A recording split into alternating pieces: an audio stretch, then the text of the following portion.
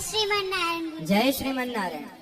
गुरुजी, मैं ये पूछना चाहती थी कि तुलसी माला और रुद्राक्ष माला एक साथ पहन सकते हैं? हाँ, पहन सकते हैं।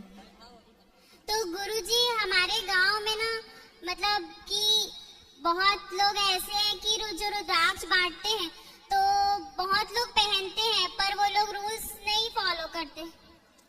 करना चाहिए। हमें मांस शराब तो बिल्कुल नहीं लेना चाहिए।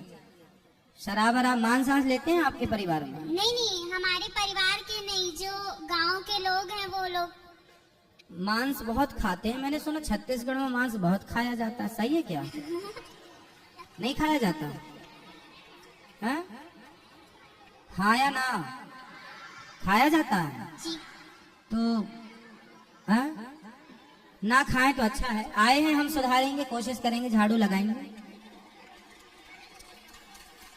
हम झाड़ू लगानी तो आए हैं, सब साफ सफाई करेंगे। चलो, राधे राधे। उनसे बोलना कथा सुना करें बस। ठीक है, चलो सबको मौका दो थोड़ा थोड़ा। राधे राधे गुरुजी। हाँ गुरुजी, आप मुझको बहुत प्यारे लगते हो। हाँ, आप भी बहुत प्यारी हो। एकदम कान्हा जी जैसे। खुश रहो, सुखी रहो। कथा सुनते हैं आप?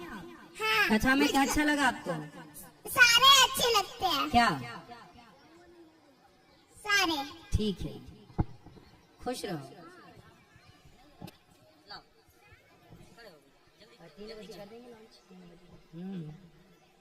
बोलिए। जय श्रीमन नारायण गुरु। जय श्रीमन नारायण। जय श्रीमन नारायण।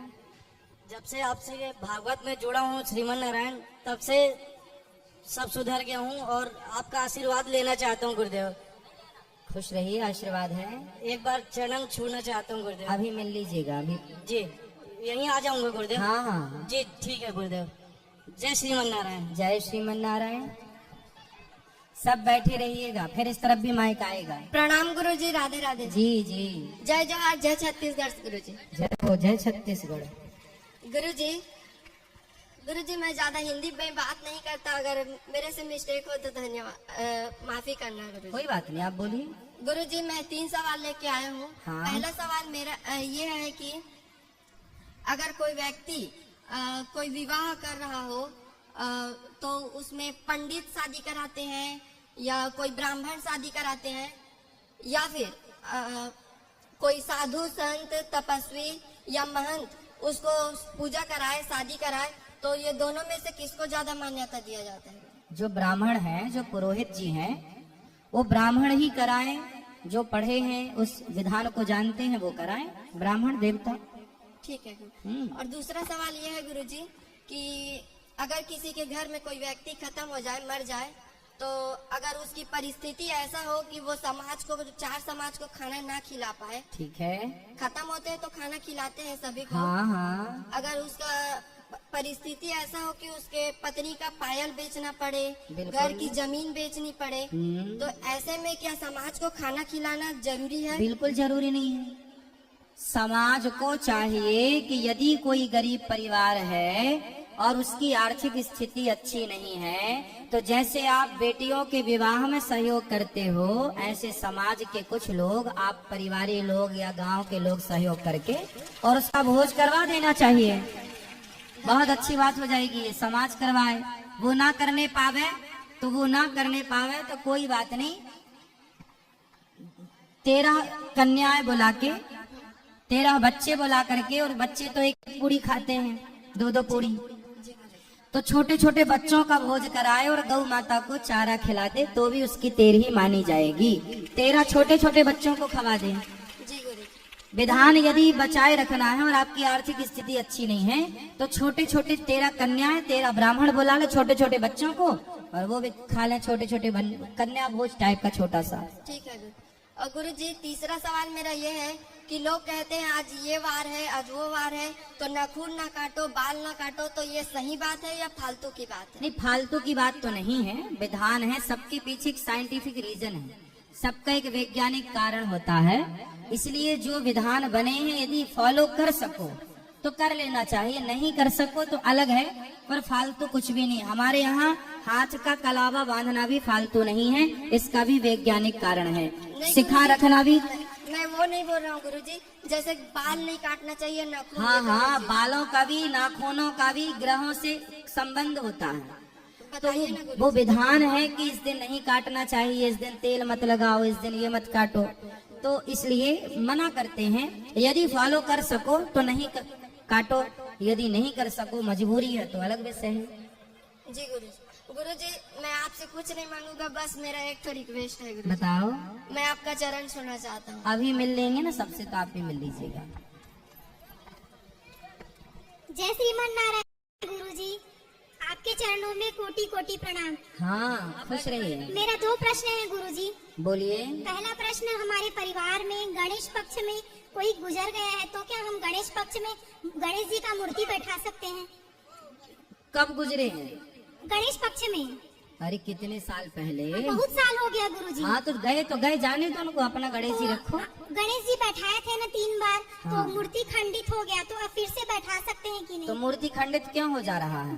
परिवार वाले मतलब बोल रहे हैं बड़े बुजुर्ग कि वो खत्म हो गया, अगर उस तिथि में कोई पैदा होगा तभी गणेश बैठाना है। ऐसा मान्यता लोग कहते हैं कि वो तिथि मान हो गई, जबकि ये बात शास्त्रोक्त नहीं है। कुछ लोग एकादशी बंद कर देते हैं सोच के कि हमारे फलाने खत्म हो गए, कोई अष्टमी बंद कर देता है ये कह के कि हमारे फलाने खत्म हो गए। जी, जी। भाई खत्म होने वाला तो होगा ही, जी। लेकिन आप अच्छे काम क्यों छोड़ें, बुरे काम छोड़ें, गणेश जी रखें, सेवा करें, कोई दिक्कत नहीं है। हमारे परिवार में देखो 365 ही तो दिन होते हैं, जी, जी। और आपके पीढ़ी में ऐसा कोई भी दिन ना होगा जिस दिन कभी ना कभी कोई ना कोई मरा ना हो। तो फिर सारे बंद कर दो, फिर तो सभी बंद हो जाएगा। लेकिन ये सारी परंपराएं गलत परंपराएं हैं। आप एकादशी के दिन कोई भले मर गया हो तो जिस दिन मृत्यु हुई उस दिन उत्सव ना मनाओ, लेकिन व्रत रखो, अगली एकादशी से उसको ठीक से करना। जी गुरुजी, मेरा दूसरा प्रश्न ये है गुरुजी, जी। जैसे किसी का स्वर्गवास हो गया तो उसकी फोटो को घर में रख सकते हैं या बड़े पोस्टर के तौर पे? फोटो जो जिनकी मृत्यु हो चुकी है, जैसे माता है, पिता है, दादा है, दादी है, इनकी फोटो एक एल्बम में संभाल के रख दो। यदि रखनी है तो घर में दक्षिण दिशा की दीवार पर। गुरुजी जैसे बड़े पोस्टर में रखनी है तो रख सकते नहीं, हैं? बड़े पोस्टर में भी रखो। बुजुर्गों की फोटो, मरे हुए की कोई भी तस्वीर हो तो दक्षिण की दीवार पर होना चाहिए। बड़ा दक्षिण पोस्टर। दिशा, बड़ी हो चाहे छोटी हो, पर दक्षिण दिशा की, क्योंकि पितरों का स्थान दक्षिण में होता है, तो दक्षिण की तरफ ही होना चाहिए। और कोशिश करो कि उनको एल्बम में रखो संभाल के। दर्शन जब करना है माँ बाप का, स्वर्गीय दादा दादी का, तो कर लो। बाकी फोटो ऐसी जगह पर हो। भगवान का दर्शन रोज करो, आते जाते भगवान के चित्र पर दर्शन पर नजर हो, गुरुजी मैं अभी और दक्षिण की तरफ बुजुर्गों की। गुरुजी मैं अभी वृंदावन गई थी आपसे यही प्रश्न पूछने, लेकिन आपसे दर्शन हुआ, गुरु मंत्र भी लिया, लेकिन प्रश्न नहीं पूछ पाई। कोई बात नहीं। जय श्रीमन नारायण गुरुजी, जय राधे श्री राधे। नारायण, जय श्री। एक मिनट राधे राधे गुरुजी। जी राधे राधे। मेरा आपसे एक प्रश्न है, हम्म, शिव जी अपने सर पर चंद्रमा को क्यों ग्रहण करते हैं? क्योंकि एक बार चंद्रमा नाराज हो गए, यस, एक बार चंद्रमा नाराज हो गए कि चले जाते हैं हम काम से छुट्टी लेकर। तो भगवान ने कहा ठीक है जाओ। तब भगवान ने अपनी कृपा से दूसरे चंद्रमा को प्रकट किया, तो वो चंद्रमा समुद्र में समा गए जो नाराज होके गए। जब उन्होंने देखा कि काम कुछ रुका नहीं, तो फिर वो चंद्रमा वापस आए। तो चंद्रमा बोले हे प्रभु क्षमा कर दो, हमसे अपराध हो गया। तब भगवान बोले कोई बात नहीं। भगवान राम को श्री रामचंद्र कहते हैं, कृष्ण को कृष्णचंद्र कहते हैं। तो शंकर जी भगवान राम के बहुत बड़े भक्त हैं। तो शंकर जी को लगा कि मेरे राम के नाम में चंद्र लगा है, इसलिए चंद्रमा आओ तुम मेरे माथे पर बैठ जाओ, क्योंकि मेरे राम से तुम जुड़े हो। इसलिए शिव जी राम के से जुड़े होने के कारण चंद्रमा को शिव जी अपने मस्तक पर धारण करते हैं। थैंक यू गुरुजी, राधे। खुश रहिए, खुश रहिए। उस चंद्रमा को शिव जी ने धारण कर लिया। राधे राधे गुरुजी। जी आपके चरणों में कोटि कोटि नमन गुरुजी। खुश रहिए। गुरुजी आपका जो भागवत कथा है वो हमारे घर 1-1.5 साल पहले से चल रहा है, और यानी हमारे घर में बहुत समस्या था, लेकिन आपका भागवत सुनते सुनते हमारे घर में बहुत खुशहाली आई है और हमारे आसपास बहुत परिवर्तन हुआ है। और हमारे गांव में सुबह होते ही सबसे पहले आपका ही भजन चालू होता है। किसी के घर में आप देख लीजिएगा। अच्छा, भजन का याद दिलाया तो मैं आपको याद दिला दूं, कल मतलब 21 तारीख है क्या? कल मतलब 21 जनवरी को यहाँ पर सुंदर राम जी का एक सुंदर भजन आपको सुनाएंगे, लॉन्च होगा यहाँ कल। और परसों 22 तारीख को रामलला वहाँ बैठेंगे और यहाँ एक सुंदर भजन हम आपको नया लॉन्च होगा यहीं से। तो कल जो भजन होगा वो शूट भी यहीं पर हुआ है, गुड़ियारी वाले हनुमान जी के चरणों में। तो कल यहीं पर भजन आप सुनेंगे। कल भी एक नया भजन और परसों भी एक नया भजन आप सुनेंगे। राम जी पर है दोनों भजन। गुरुजी, मैं आपका चरण स्पर्श करना चाहता हूं और आपका आशीर्वाद चाहता हूं हमारे देश के लिए। और हमारा देश जल्द ही हिंदू राष्ट्र की ओर अग्रसर हो रहा है, इसमें आपका आशीर्वाद चाहिए। बिल्कुल बिल्कुल, हम सब चाहते हैं कि हमारा देश सनातनी पुनः रूप से स्थापित हो। जय श्रीमन नारायण गुरु। जय श्रीमन नारायण। राधे राधे गुरुजी। राधे राधे बेटा। गुरुजी, मैं रोज हनुमान चालीसा का पाठ करती हूँ, तो उससे कोई दोस्त थोड़ी ना है। हाँ नहीं है, कौन बोला दोस्त है? बोलते हैं कोई कोई। कौन? उनको मिर्ची का धुआं दो जो बोलता है। जी गुरुजी। गुरुजी, मैं आपको गुरु बनाना चाहती हूँ। ठीक है बेटा, खुश रहो। राधे राधे गुरुजी। राधे राधे। राधे राधे गुरुजी, नमस्कार। जी जी, राधे राधे, नमस्कार। मैं ना, मेरे पति का नौकरी नहीं लग रहा है, मैं बहुत उपवास रहती हूँ उसके लिए। अच्छा, आप पति की नौकरी के लिए उपवास रहती हैं? नहीं, सबके लिए रहती हूँ। सबके लिए मगर मतलब? पूरे परिवार के लिए। तो सबका ठेका आपने लिया है? नहीं। ठीक है, अच्छा है। भगवान की भक्ति भी स्वार्थ से क्यों करना मेरी माँ, थोड़ा बिना स्वार्थ के कर लो। जी पति की नौकरी के लिए ही तुम बताओ, नौकरी चाकरी तो ये लग ही जाएगी, कौन बड़ी बात है जी है ना? इसके लिए भगवान को क्यों परेशान करना? जी। हर छोटी छोटी बात के लिए भगवान से आत्म कल्याण, हे प्रभु मुझे अपनी भक्ति दीजिए, मेरा कल्याण कीजिए, ये बोलो। पति की नौकरी, पति मेहनत करके काम करे, नौकरी लग जाएगी, साबित करे। राधे राधे। हाँ, राधे राधे गुरुजी। राधे राधे। गुरुजी, एक प्रश्न है, बोलो। प्रेम बड़ा है कि पैसा? प्रेम बड़ा है कि पैसा? ये पूछना था, प्रेम बड़ा है कि पैसा? तो आप किसी के प्रेम में फंसे हो क्या? नहीं नहीं नहीं, अभी अभी आप बोले हाँ। कि प्रेम जरूरी है, पैसा है तो सब लोग प्रेम करेंगे। अच्छा ये बताओ, छोटे से बच्चे के पास कितना पैसा है, फिर भी माँ प्रेम करती है कि नहीं उससे? प्रेम सब में बसता है गुरुजी, हाँ। मगर वो एक चीज होता है, आपने आप पूछा बोलते कि हैं प्रेम बड़ा है कि पैसा? पैसा। तो एक बात बताएं, पति पत्नी दोनों घास की झोपड़ी में रहते हैं, पर प्रेम रहता है तो पैसा बाद में आ जाएगा, कोई बड़ी बात नहीं है। प्रेम बड़ा है, पैसा बड़ा नहीं है साहब। यदि प्रेम और पैसे में देखा जाए तो पैसा बहुत छोटी चीज है, प्रेम बहुत बड़ी चीज है। धन्यवाद गुरुजी। जी, गुरुदेव को चरणों में प्रणाम। खुश रहिए। गुरुदेव, हम लोग वृंदावन गए थे, हाँ, आपके चरण स्पर्श नहीं कर पाए। गुरुदेव, आपके चरण स्पर्श चाहते हैं। खुश रहिए, अभी मिलेंगे सबको। जी मैया, अभी मिलेंगे मेरी माँ। राधे राधे गुरुजी। जी भैया। गुरुजी, मेरा 2 प्रश्न है। बोलो। पहला प्रश्न ये कि अभी आपने एक उत्तर दिया कि दुनिया मतलबी है। हाँ। पर कैसे? मेरे हिसाब से ये है कि अगर दुनिया को मतलब के हिसाब से कहोगे तो दुनिया मतलबी है, पर कहते हैं दुनिया को सच्चे प्रेम से रखना चाहता हो, कहते कोई ऐसे मतलबी हम नहीं समझ सकते। स्वार्थ लाग करें सब प्रीति, सुर नर मुनि जन की यह रीति, रामचरितमानस में ऐसा लिखा है। देखो जी गुरुजी। दुनिया स्वार्थी है ऐसा कहा जाता है क्योंकि दुनिया स्वार्थी है।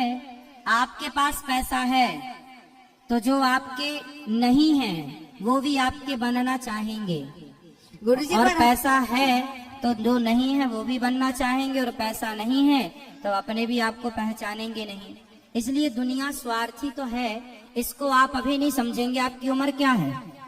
16 साल। अभी बेटा ये सब समझने की उम्र के साथ ये चीजें समझ में आती हैं। गुरुजी ये दुनिया कितनी बड़ी स्वार्थी है, ये समझने के लिए अभी आपको थोड़ा उम्र का तजुर्बा चाहिए। ठीक है। गुरुजी मेरा दूसरा प्रश्न ये था कि हाँ। हम सच्चे प्रेम से जब कान्हा जी को याद करते हैं कि हमेशा हमारा वो मदद करते हैं, हाँ। तो हम मुझे कहते हैं कान्हा जी का जो रियल रूप है उसका कहते हैं दर्शन करना है, तो हम क्या कर सकते हैं?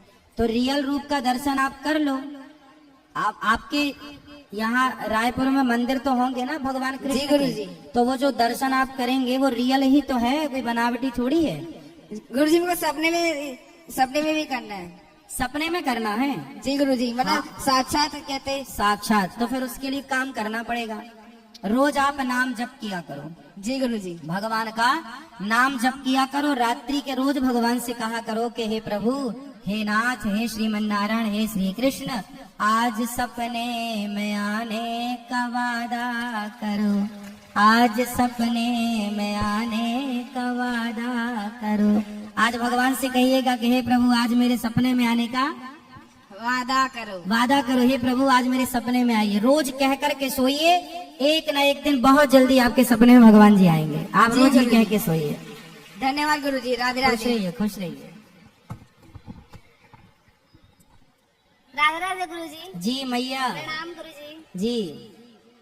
गुरुजी मेरा एक सवाल था, अभी दीदी ने पूछा है, उसी से रिलेटेड है थोड़ा हाँ, सा हाँ। कि मेरे परिवार में अभी कुछ दिन पहले मेरे बड़े ससुर जो हैं उनके नाती और उनके बेटे दोनों का देहांत हो गया। तो मैं हर साल सत्यनारायण जी की कथा कराती हूँ, पर लोग बोल रहे हैं कि जब तक बरसी नहीं हो जाता तब तक आप नहीं करा सकते कथा। तो उनसे पूछना कि जब तक बरसी ना हो जाए तब तक झूठ बोलने की परमिशन है, छल करने की परमिशन है, कपट करने की परमिशन है, शराब पीने की परमिशन है, मांस खाने की परमिशन है, तो सत्यनारायण भगवान की कथा करने की परमिशन क्यों नहीं है? अच्छे काम ही क्यों रोके जाएं, बुरे काम क्यों नहीं रोके जाएं? मतलब हद हो गई मूर्खता की।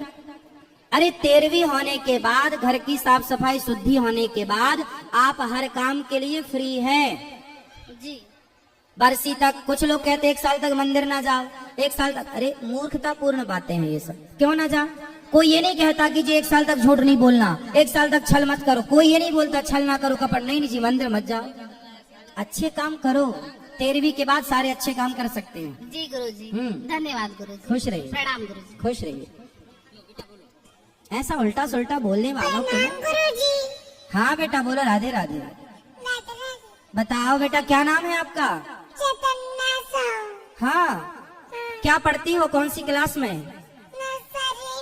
अच्छा, तो कथा सुनते हो आप? क्या अच्छा लगा आपको कथा में? अच्छा लगा। क्या? अच्छा लगा। खुश रहो। कोई सवाल है आपका? कोई प्रश्न है?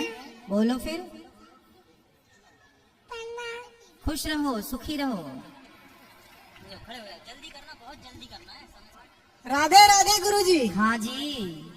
ओम शांति। शांति शांति शांति। आपके श्री चरणों में प्रणाम गुरुजी। खुश रहिए, खुश रहिए। संसार परिवर्तन के लिए संस्कारों का परिवर्तन बहुत जरूरी है। हाँ, संस्कारों के परिवर्तन कर दोगे तो कैसे काम चलेगा? व्यक्ति में 7 गुणों का होना जरूरी है। क्या क्या होना जरूरी है बताओ? ज्ञान, प्रेम, सुख, शांति, आनंद, पवित्रता हाँ, और शक्ति। ठीक है। ठीक है गुरुजी। अच्छा, ये बताने के लिए आपने माइक ले, ठीक, कृपा की, आपने बताया। खुश रहिए।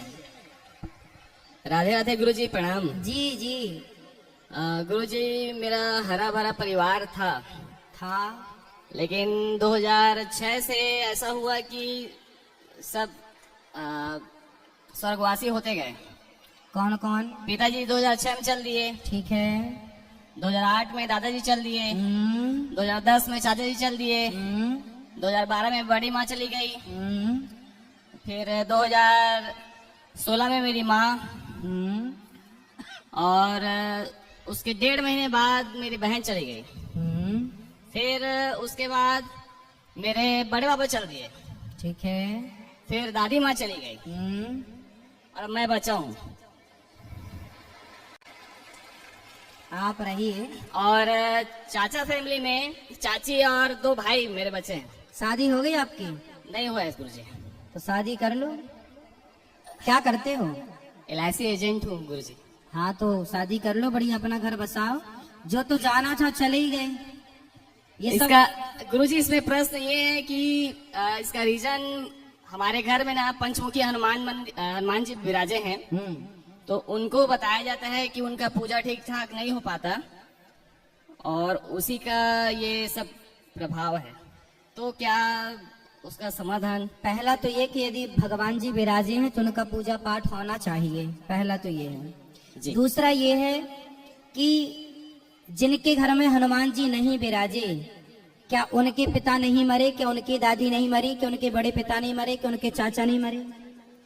भाई जिनके घर हनुमान जी नहीं विराजे उनके घर भी सबको मरना है, और आपके घर विराजे हैं तो आपके घर भी सबको, क्योंकि ये मृत्यु लोक है। यहाँ जो आया है वो मरने के लिए आया है। भाई कोई जल्दी कोई लेट। गुरुजी इसमें ये प्रश्न है कि वो गांव में है बजरंगबली जो है और मैं जांजगीर में रहता हूँ। तो आपके गांव में आपके अपनों ने पधराया था, उनको बिठाया था? मेरे बड़े पापा बैठाए थे उनको। हाँ तो उनकी सेवा कितनी बड़ी मूर्ति है? लगभग 4-5 फीट की। तो उनकी सेवा पूजा नहीं होती वहाँ?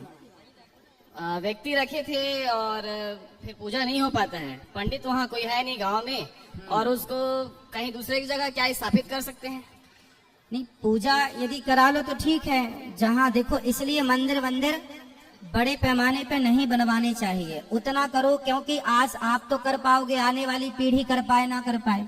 घर पे अपने शालिग्राम भगवान गोपाल जी रखो, ये तो सही है, लेकिन बड़े मंदिर तब बनाओ जब उनका फिर आपके आने वाले पीढ़ी भी उसको मेंटेन कर पाए, आने वाले समय पर उसकी सेवा पूजा होती रहे तो ठीक है, वरना ये सब नहीं करना चाहिए। गुरुजी बड़े बाबा बैठा के तो चल दिए, लेकिन अब वो मेरे मत्थे आ गया है तो मैं क्या करूँ समझ नहीं आ रहा है। बस इसी मार्गदर्शन आपका आशीर्वाद। अरे मत्थे वत्थे ना बोलो, ठीक है, सेवा करो, आप सेवा करो मन लगा के, वो फल भी तो देंगे हनुमान जी।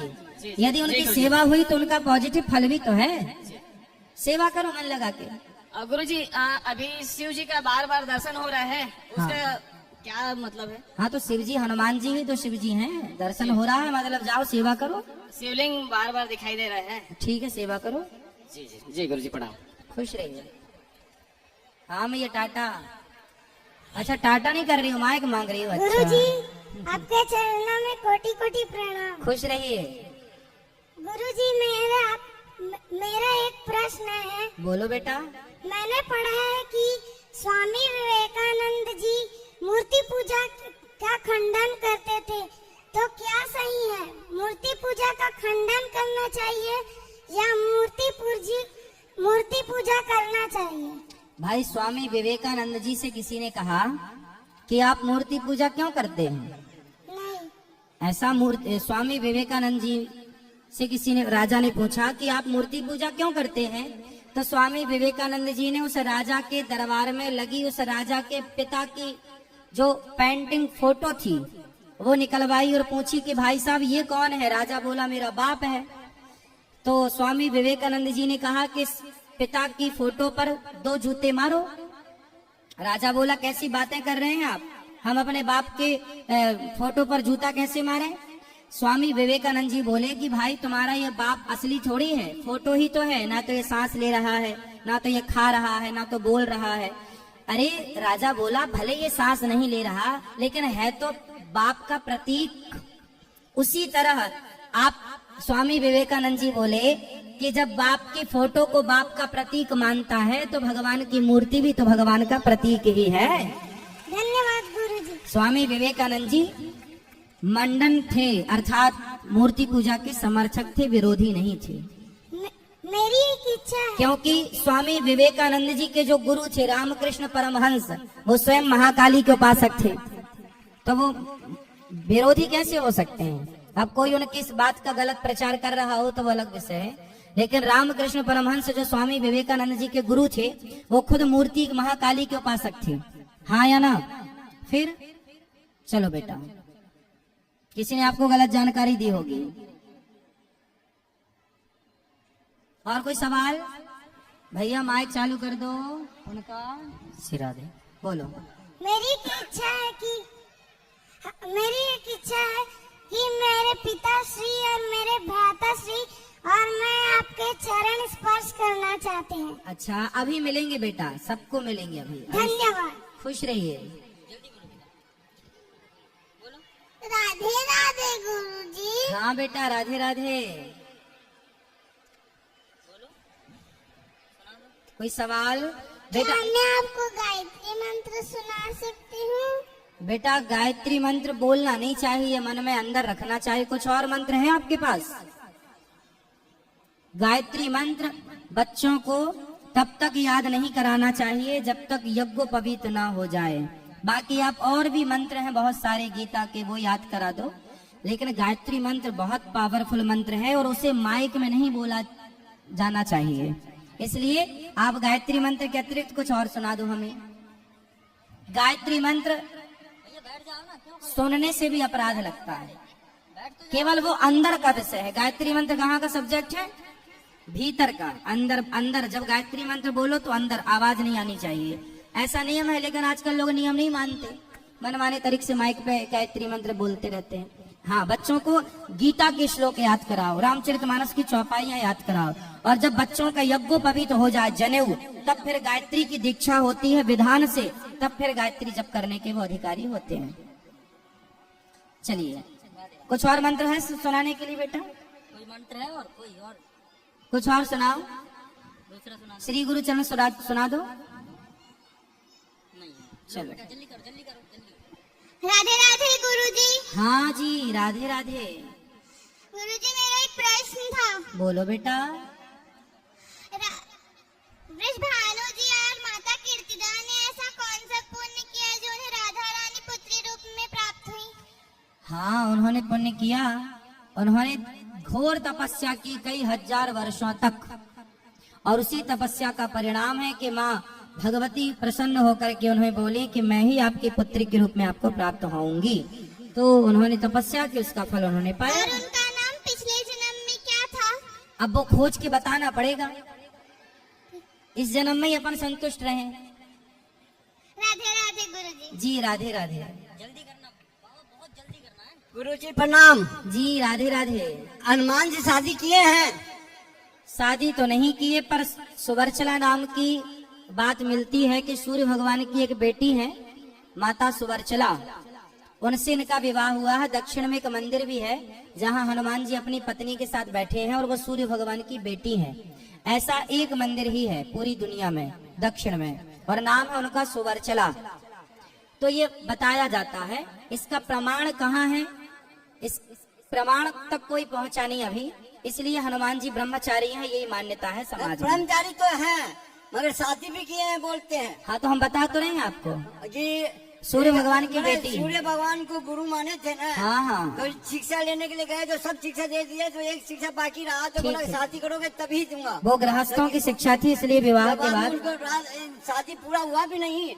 हाँ, हुआ ना, शादी हुई उनकी। शादी हुई मगर पूरी नहीं हुई, और दूसरे दिन लड़की को मतलब वो जो सुरेशना थी उसको भी बाहर जाना पड़ा कोई तब करने के लिए। हाँ। और इनको भी गुरु से शिक्षा लेके। और तो आपको तो सब पता है, फिर क्या पूछना है? हाँ? हाँ, आपको तो सब पता है। राधे इन्हें तो राधे। सब हिस्ट्री पता है। प्रणाम गुरुजी। जी राधे राधे।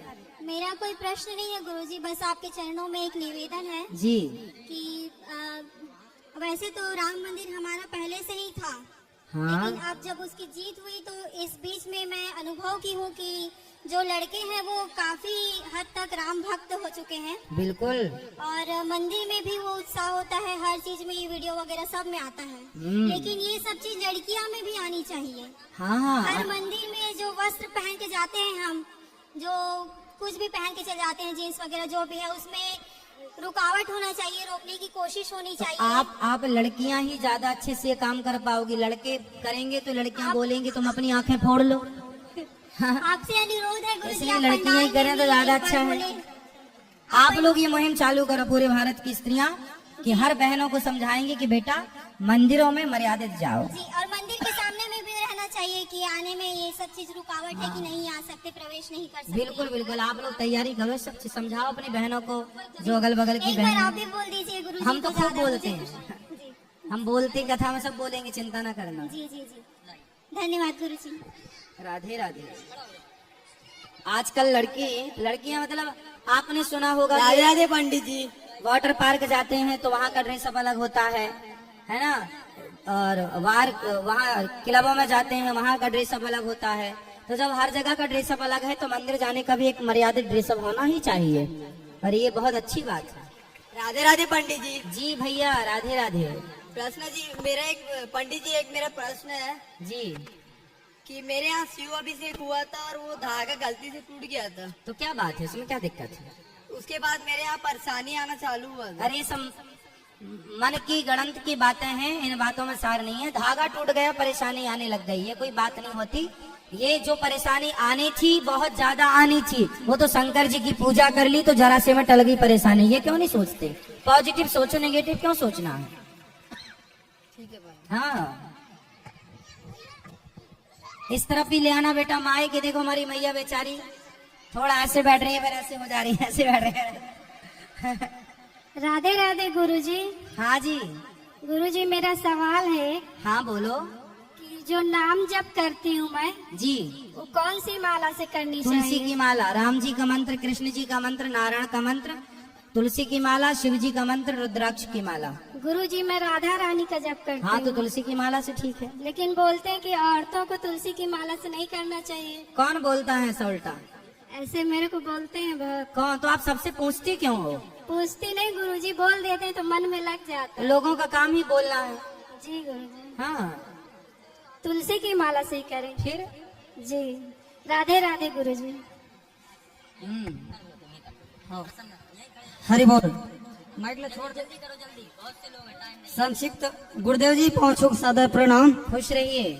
चरण कमल गुरुदेव के बंदों दो कर जोरी, है गुरुवरी से दास पर की जय कृपा बहुरी।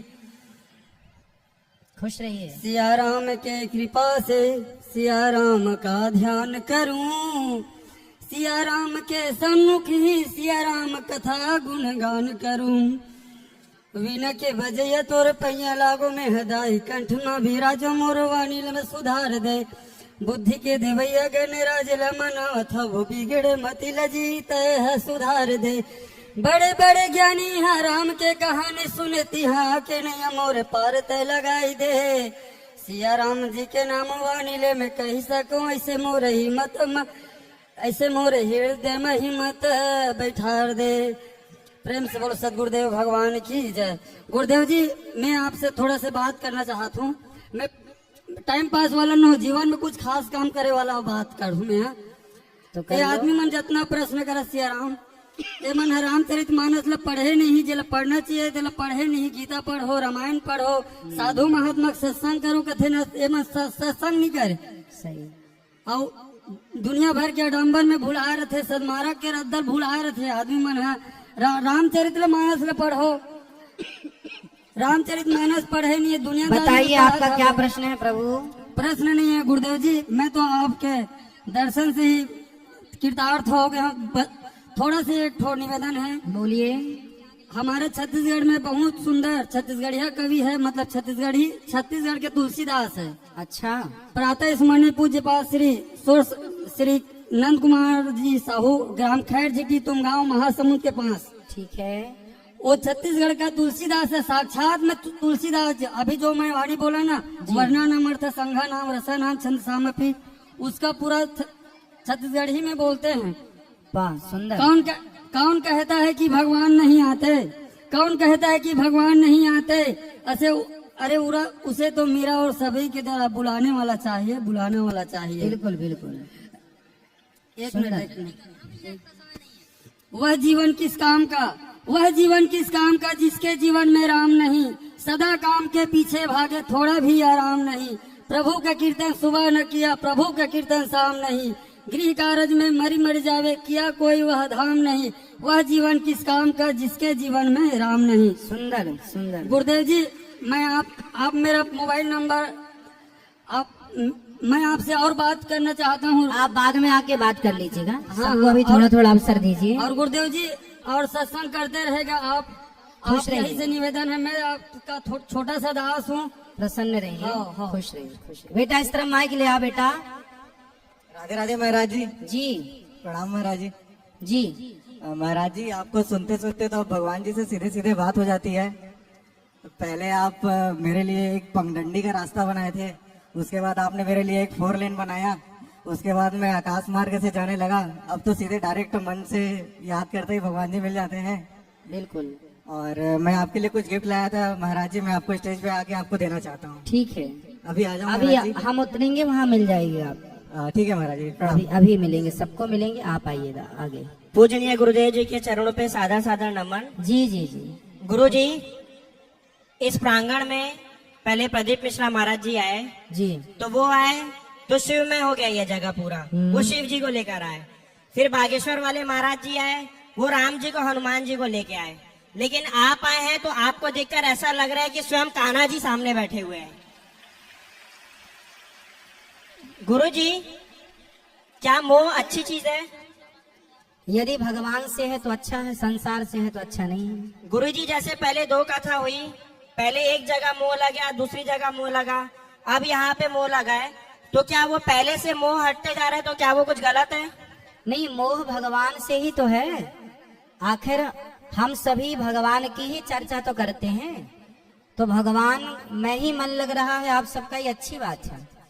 गुरु जी, मैंने आपके लिए 2 लाइन बनाई है, उसकी आज्ञा चाहता हूँ आपसे। हम्म। फूल कितने भी हो गुलाब जैसा कोई नहीं, फूल कितने भी हो गुलाब जैसा कोई नहीं, संत महात्मा बहुत देखे अनिरुद्धाचार्य महाराज जी जैसा कोई नहीं। राधे राधे। खुश रहिए, खुश रहिए।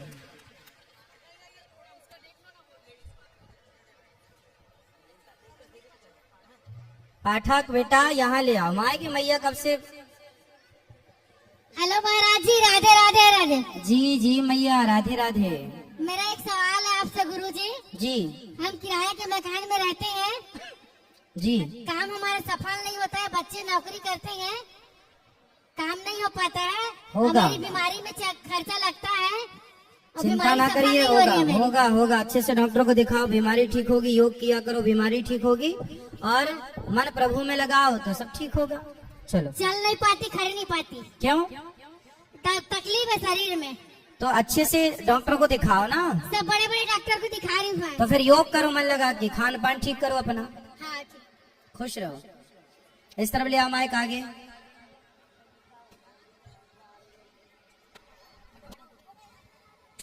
गया, ले आ बेटा। इस तरफ देखो मैया। हाँ, किसको बात करनी थी यहाँ? देखो काले भैया को, इन्हीं को, तो भैया को पहले। अब मैया कहाँ गई, बार बार उठ रही? हाँ, वो चश्मा वाली मैया। महाराज जी राधे राधे। जी जी जी। महाराज जी, मेरा एक प्रश्न ये है हाँ। कि जैसे एकादशी हम जैसे आज मतलब कल आपका एकादशी है, और लेकिन जैसे कई लोग बोलते हैं कि एकादशी का व्रत जो है उदया तिथि से होना चाहिए, लेकिन कई बार मैंने ये भी सुना है कि क्या एकादशी जिस रात्रि से लगा है उसी रात्रि से माने या उदया तिथि से? उदया तिथि, और उदया महाराज तिथि ही मान्य होगी। और महाराज जी, जैसे आज दोपहर से एकादशी लगा है, तो मतलब शाम को चावल खा सकते हैं कि नहीं खा सकते? ना खाए तो अच्छा है। और महाराज जी, जैसे मैं अभी वृंदावन गया था, तो वहाँ पर एकादशी के दिन तो मतलब कुछ भी चावल का नहीं बनाया जाता, मैं वहाँ पर महाप्रसाद भी पाया था। और फिर जैसे महाराज जी, मैं उसके बाद आपके यहाँ वो क्या नाम, महाराज जी मैं मतलब आपका वो मंदिर गया था, मतलब क्या नाम है मंदिर का? तो वहाँ पर मतलब महाराज जी जगन्नाथ जी के मंदिर पर मतलब चावल का भोग एकादशी के दिन भी लगाया गया था, और वो प्रसाद बांटा जाता है। तो मतलब जगन्नाथपुरी में भगवान जगन्नाथ जी को चावल का भोग लगता है एकादशी के दिन भी, उसमें कोई दिक्कत नहीं तो है। महाराज जी, जो वहाँ पर महाप्रसाद बांटा जाता है उसको हम ग्रहण कर सकते हैं कि नहीं कर सकते? आप उस माथे, उस जैसे एकादशी आपकी और चावल आया तो उस प्रसादी को माथे से लगाकर सूंघ लो, तो वो प्रसाद ग्रहण करने का फल मिल गया आपको। यदि व्रत है तो ना खाओ तो अच्छा है। धन्यवाद। तो पीछे मैया है बेटा, उनको भी तो दो। चलो बच्चे को दो, उनके बाद उनको देना। सब बैठो मैया, सब बैठो, ये बच्चे को बात करने दो, फिर आप बात कर लेना। राधे राधे गुरुजी। जी जी। मुझे आपका आशीर्वाद चाहिए था ताकि मैं पढ़ लिख करके अपने माता पिता की सेवा कर सकूं। बिल्कुल, खूब पढ़िए, खूब बढ़िए, खुश रहो। गुरुजी राधे राधे। हाँ मैया, आपके माता पिता के चरणों में कोटि कोटि नमन। खुश रहिए। गुरुजी आपका मेरे से अनुरोध है कि जैसे आप वृद्ध माताओं को वहाँ गले लगाते हैं गौरी गोपाल आश्रम में, मेरी भी यही इच्छा है क्या? आपसे गले लगने की। अच्छा जी, तो आप आ जाइए ऊपर। बहुत अमल है गुरुजी मेरी। कहाँ से आई हूँ मैया? मैं यही रायपुर की हूँ गुरुजी। अच्छा, तो आपको गले लगना है? जी जी। हाँ, तो आप आ जाओ ऊपर, आ जाओ, मैया को ले लो ऊपर। जी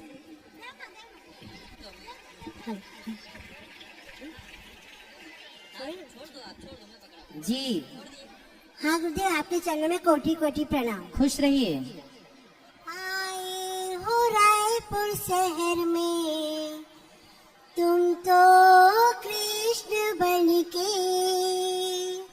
आए हो रायपुर शहर में तुम तो कृष्ण बनके, स्वागत तुम्हारा करते हम बार बार झुक के, आए हो छत्तीसगढ़ में तुम तो कृष्ण बनके। गुरुदेव, मैं आपका भागवत 9 महीने से सुनती हूँ। ऐसे तो मैं जैन हूँ। एक दिन अचानक संस्कार चैनल पे आपकी मुझे आवाज आई। आवाज में क्या आई? अरे मैया तुम जा रही हो, टाटा करके तो जाओ। बस यही बात मैंने सुनी। मैंने कहा ये कौन है, कितनी अच्छी आवाज है। बस उस दिन से मैं दीवानी हो गई आपके भागवत की। ऐसे तो मैं जैन हूँ, लोग मुझे कहते हैं तुम अपना धर्म नहीं मानते। मैं बोली धर्म किसी का नहीं होता। उस दिन से मैं आपकी इतनी बड़ी जबरदस्त फैन हो गई हूँ।